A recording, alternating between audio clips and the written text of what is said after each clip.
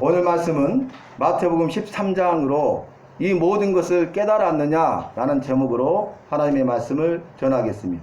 오늘 말씀은 크게 두 가지인데, 첫 번째는 씨 뿌리는 자의 비유를 말씀하시고, 두 번째는 천국에 대한 비유를 말씀하고 있습니다. 비유는 곁에 두다 라는 뜻입니다. 그래서 이제 사과를 보지 못했다, 그런 사람들에게 사과와 같은 것, 그들이 알고 있는 가운데 사과와 비슷한 것을 가지고 사과를 설명하는 것이죠.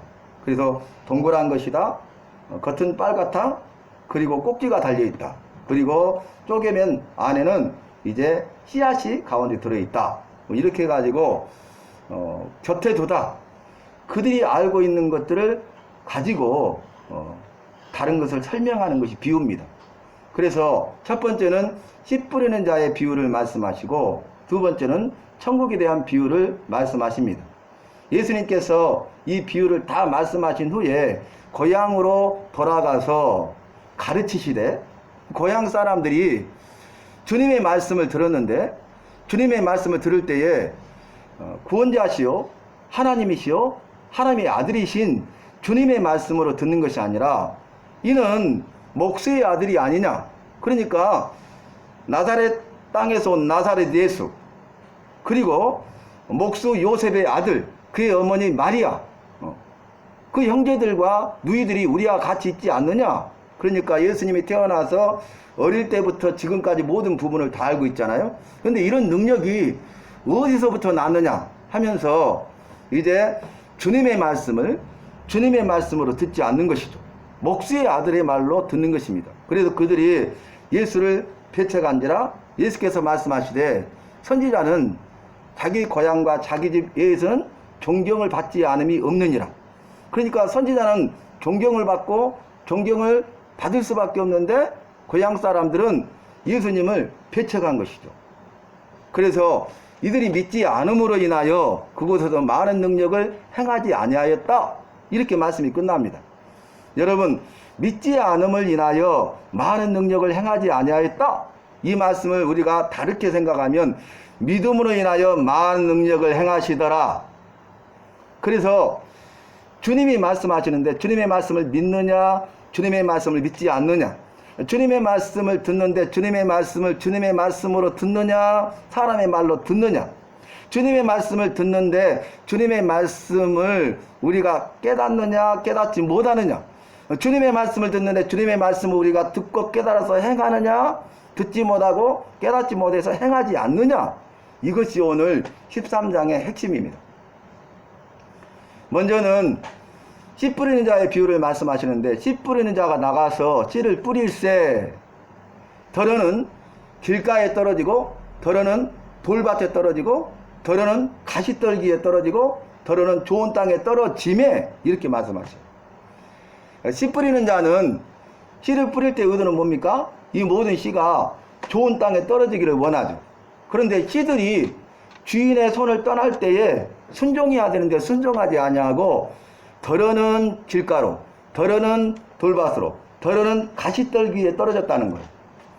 주인의 의도대로 순종해서 좋은 땅에 떨어진 것은 4분의 1입니다.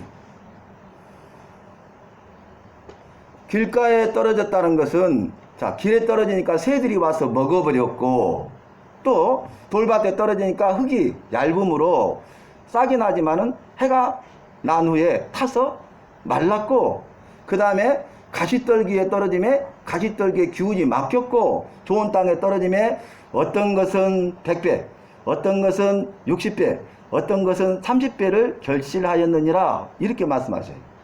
여러분, 이 말씀을 주님이 다시 한번 해석해 주시는데, 길가에 떨어졌다는 것은 이제 하나님의 말씀을 듣는데 깨닫지 못하니까 악한 자가 와서 그 마음에 있는 것을 빼앗아 가는 거예요.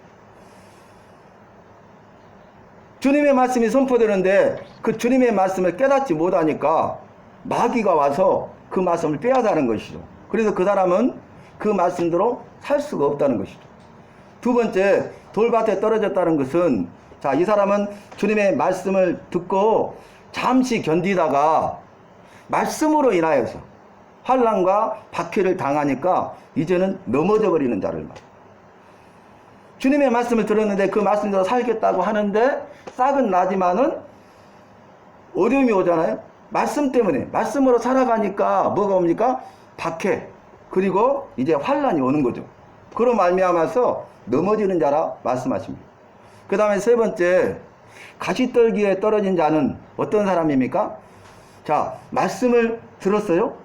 그런데 세상의 염려와 재물의 유혹 때문에 결실하지 못하는 자다. 그래서 길가나 돌밭이나 가시떨기에 떨어진 씨는 결실하지 못해요. 열매를 맺지 못했어요. 그런데 마지막이 중요합니다. 좋은 땅에 떨어진 자는 말씀을 깨달은 자니. 자, 이 말은 뭘 말하냐면 길가나 돌밭이나 가시떨기에 떨어진 자는 말씀을 깨닫지 못하는 자다 그 말이에요. 그러나 좋은 땅에 떨어진 자는 말씀을 깨달은 자니. 자, 말씀을 깨달았느냐 깨닫지 못하느냐 거기에 따라서 결실이 있느냐 없느냐. 그런데 결실이 하나도 없었잖아요. 그러나 좋은 땅에 떨어진 것은 어떤 것은 100배, 어떤 것은 60배, 어떤 것은 30배의 결실을 하였느니라. 주님이 비유로 하신 말씀, 왜 비유로 말씀하셨는가를 그 이유를 말씀하시는데, 내가 저희로 보아도 보지 못하고 들어도 듣지 못하고 깨닫지 못하게 하려 함이니라 그랬어요. 그러나 너희는 범으로 들음으로 복 있는 자로다. 믿지 않는 자들, 구원받지 못할 자들, 즉 형벌 받을 자들은요, 이 비유로 말씀하셨기 때문에 주님이 말씀하셨는데 주님의 말씀을 통해서 보아도 보지 못하는 거예요. 들어도 듣지 못하니까 깨닫지 못한다는 거예요. 그러나 구원받은 너희는 눈으로 보고 귀로 들음으로 인하여 복 있는 자로다. 이렇게 말씀하시는 거죠. 비유로 말씀하시는 것은 귀 있는 자는 들을지어다. 오늘 본문에 두 번이나 말씀하시는데, 귀 있는 자는 성령이 교회들에게 하시는 말씀을 들을지어다. 귀 있는 자는 성령이 성도들에게 하시는 말씀을 들을지어다. 이것이 요한계시록에도 증거되고 있지 않습니까? 여러분, 우리는 귀가 있죠. 지금 주님의 말씀을 듣고 있죠. 주님이 말씀하시죠. 주님이 말씀하시는데 우리가 귀로 들었는데 듣지 못하는 거예요. 깨닫지 못하는 거예요. 그러니까 그 말씀과 전혀 상관없는 삶을 살게 되고 그 말씀대로 살지 못하기 때문에 우리는 이 세상 가운데서 넘어지고 실패하게 된다는 것입니다. 씨 뿌리는 자의 비유를 통해서 주님이 주시는 말씀은 뭐냐면은 너희가 보고 듣는 것이 복되도다. 이것이 주님의 은혜입니다.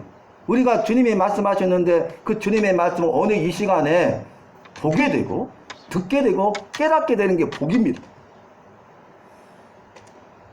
하나님의 은혜가 아니고서는 하나님께서 우리에게 지혜를 주시지 아니하면 주의 말씀을 듣고 깨닫지 못합니다.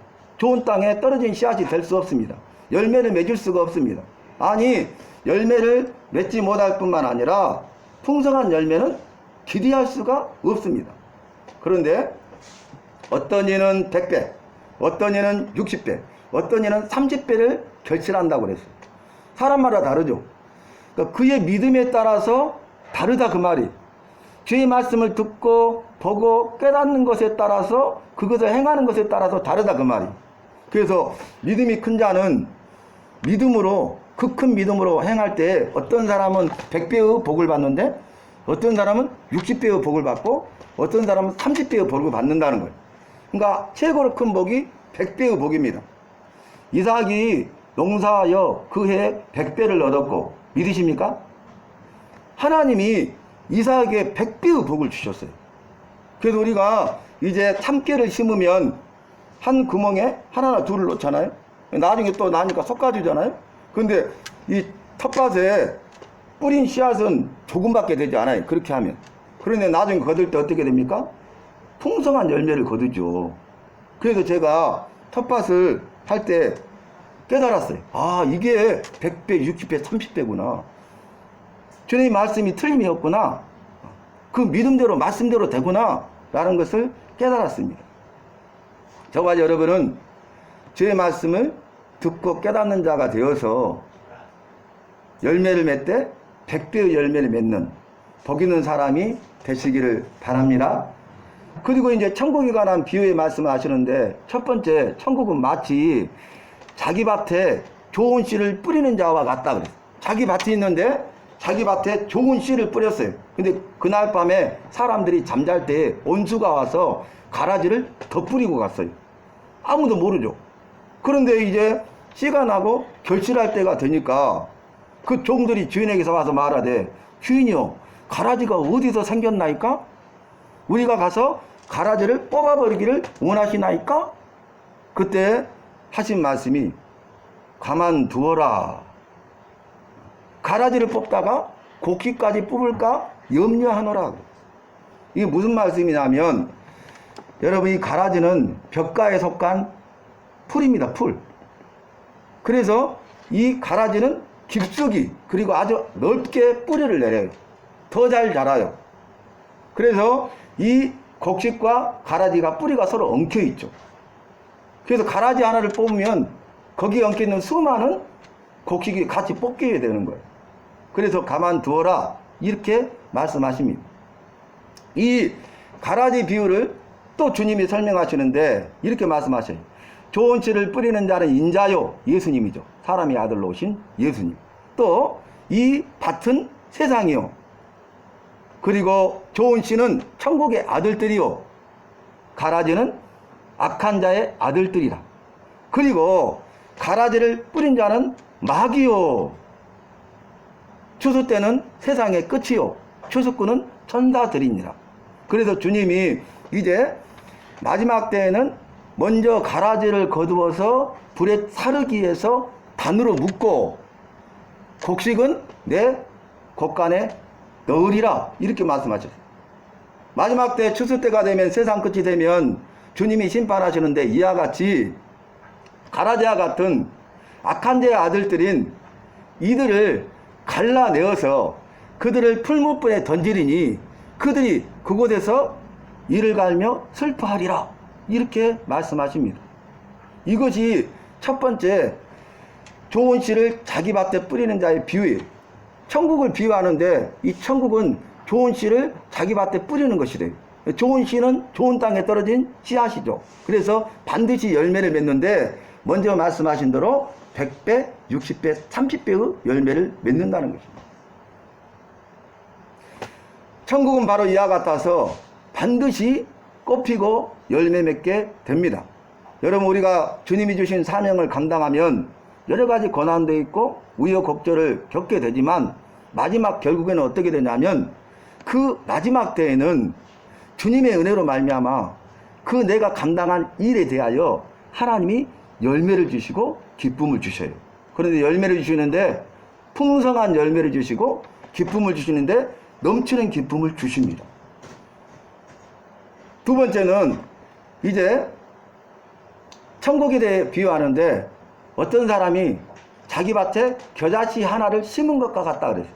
이 겨자씨는 씨 중에 가장 작은 것이로되 보잘것없죠. 눈에 보이지 않는 가장 조그마한 씨앗입니다. 그런데 이 겨자씨 하나를 심었는데, 한 알이죠.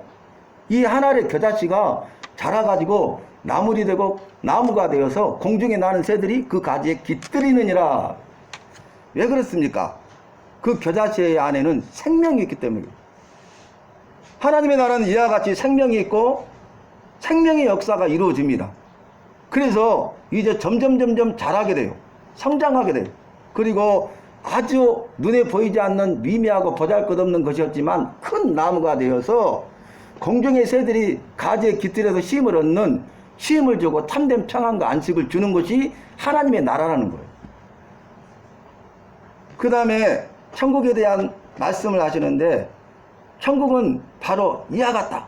어떤 것이냐? 천국은 밭에 감추인 보화와 같으니 사람이 이를 발견하고 기뻐하여 집에 돌아가서 자기 모든 소유를 팔아 그 밭을 샀느니라. 천국의 가치를 몰랐잖아요. 그 밭의 가치를 몰랐잖아요. 보잘것없는 밭인데 그 밭에 부화가 숨겨져 있는 거예요. 그걸 발견하니까 숨겨두고 돌아와서 기쁨으로 자기 전 재산을 사서 그 밭을 샀다는 거예요. 다른 사람들은 그 밭의 가치를 모르죠. 그러니까 어리석은 짓이죠. 미련한 짓이죠. 정신 나간 거죠. 그런데 그 사람은 그 밭이 그냥 평범한 밭이 아니라 그 밭 안에 부하가 있다는 사실을 알기 때문에 믿지 않는 자들은 천국은 의미가 없고 가치가 없는 것이, 보잘것없는 것이, 우리가 천국을 소유하는 것은 믿지 않는 자를 볼 때 어리석고 미련한 것이에요. 그러나 천국은 이와 같이 밭에 갇힌 보화와 같이 가장 가치 있는 것이라는 것을 말씀하고 있는 것입니다. 또 천국에 대해서 말씀하시는데, 천국은 좋은 진주를 구하는 장사와 같다. 좋은 진주를 구하는 장사가 극히 값진 진주 하나를 만났어요. 그러니까 자기 모든 소유를 다 팔아 그 진주 하나를 샀느니라 그랬어요. 좋다는 진주는 다 구하러 다니고 좋은 진주들을 다 여러 개를 가지고 있어요. 그러니 정말 어느 날 극히 값진 진주 하나를 만나니까 자기가 지금까지 가장 귀하고 소중하게 여겼던 그 귀한 진주를 다 팔아서 그 진주 하나를 샀다는 거예요. 우리가 이 세상을 살아가면서 사람마다 자기가 추구하는, 자기가 가지고 있는, 붙잡고 있는 진주들이 있잖아요. 이것저것 그것. 그리고 어떤 사람은 하나, 어떤 사람은 둘, 셋, 더 많이 가지고 있잖아요. 그것이 가장 가치 있는 것이라고 생각하잖아요. 그런데 하나님의 말씀을 깨달아서 천국을 깨닫게 되면, 천국을 소유하게 되면 그것은 아무런 가치가 없다는 것을 알게 돼요. 그래서 그 사람들은 뭐라고 고백합니까? 주 예수보다도 귀한 것은 없네. 주님보다도 귀한 것은 없다는 거예요. 그리고 천국에 대해서 말씀하시는데, 천국은 여자가 가를 서말 속에 넣어둔 누룩과 같느니라 그랬어요. 이 누룩은요, 조그만하잖아요. 누룩이 보여요? 보이지 않죠? 근데 이 작은 누룩 하나에 비해서 가루 서말은 아주 큰 거잖아요. 근데 놀라운 것은 그 여자가 누룩을 집어넣는데 이 가루 서말이 부풀려지기 시작하더니 한 조금이 되고 두 조금이 되고 한 대가 되고 한 마리 되고 두 마리 되고 세 마리, 이 서너 말 전체를 부풀리기까지 이 누룩은 쉬지 않는 거예요. 그 누룩 안에 생명이 있는데 생명의 역사는 바로 이와 같습니다. 이건 뭘 의미하냐면, 누룩이 생명이 있고 그 생명의 사명을 감당하여 자기 사명은 부풀리는 것인데, 그 많은 가루 서말 속에 있는 그 밀가루를 하나하나 부풀리고 그 사명을 끊임없이 감당하니까 가루 서말이 다 부풀리게 된 것처럼 믿는 한 사람 한 사람, 바로 나를 통해서 하나님 나라가 건설되고 하나님 나라가 점점 확장되고 하나님 나라가 이루어져서 하나님 나라가 완성된다는 거예요. 그 일을 위해서 저와 여러분을 부르시고 구원받은 백성이 되게 하시고 이 땅에서 하나님이 주시는 은혜와 복을 누리게 하시고 저 하늘나라에 영원한 생명과 소망을 주신 것입니다. 저와 여러분은 겨자씨 하나를 갖다 할지라도 너희에게 겨자씨만한 믿음이 있느냐, 믿음이 있느냐, 그렇게 말씀하시잖아요. 그래서 겨자씨만한 믿음이 있으면 이 뽕나무가 뿌리가 뽑혀서 바다에 숨기라 하면 그대로 될 것이요, 이 산을 저것으로 옮기라 하면 그대로 될 것이다. 믿으면 능력이 많으신 하나님이 그 믿음을 보시고 일하시고 역사하신다는 거예요.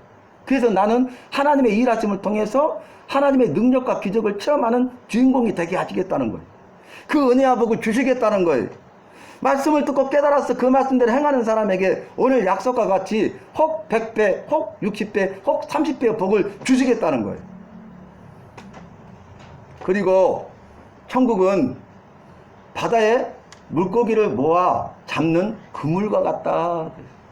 그래서 결국 어떻게 합니까? 이제 좋은 것은 그릇에 담고 못된 것은 내어버리느니라. 구별하는 거예요. 이와 같이 마지막 때에도 그러하리라. 주께서 의인 중에 악인을 갈라내어, 좋은 고기와 못된 고기가 섞여 있잖아요. 그물에 잡혀 섞여 있잖아요. 이 그물은 세상이에요. 믿는 사람과 믿지 않는 사람이 이 세상 가운데 살고 있잖아요. 근데 마지막 때에는 의인 중에 악인을 갈라내어 그들을 풀무불에 던지리니 그들이 그곳에서 슬퍼하며 이를 갈리라 그랬어요. 그 말은 의인들은 선택을 받아서 천국에 가서 영생복을 누린다는 것이잖아요. 주의 말씀을 듣는 서기관마다 곳간에서 옛것과 새것을 내는 집주인과 같으니라 그랬어요. 여러분, 옛것과 새것으로 구별하잖아요. 어떤 사람이 꿈을 꿨는데 자기가 죽었어요. 그리고 이제 가는데 자기에게 편말 하나가 주어졌는데 그 편말이 뭐냐면은 뭐라고 적었냐면 죄인이라고 적었어요. 죄인. 표가. 근데 아무리 생각해도 그 표를 가지고는 천국에 들어갈 수 없을 것 같아요. 그래서 자기가 생각하다가 그 죄인이라는 표 밑에다 이렇게 썼어요. 그래도 큰 죄인은 아닙니다. 근데 천국에서 거절당했어. 못 들어가, 천국문. 그러니까 이제는 고민하다가 이렇게 했어요. 살아있는 동안 선할 일을 하려고 무진 애를 썼습니다. 이렇게 썼어, 거기다. 그랬더니 또 못 들어가는 거예요. 그런데 마지막에 뭐라 그랬냐면, 나는 큰 죄인이요 선한 것은 모양이라도 찾아볼 수 없으며 구원받지 못할 영 죽을 자입니다. 이렇게 거기다 적었어요. 그랬더니 천국에 들어가게 되었다는 거예요. 자신의 죄를 깨닫고 인정하는 거예요. 나는 죄인입니다.